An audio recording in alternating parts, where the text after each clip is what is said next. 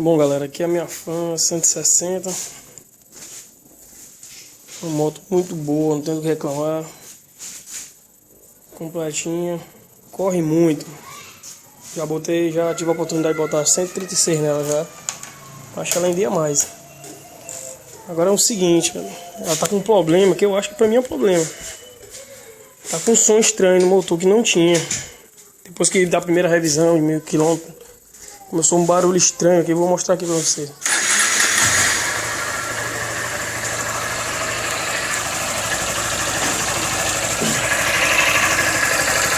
Você está dando para poder estar ouvindo.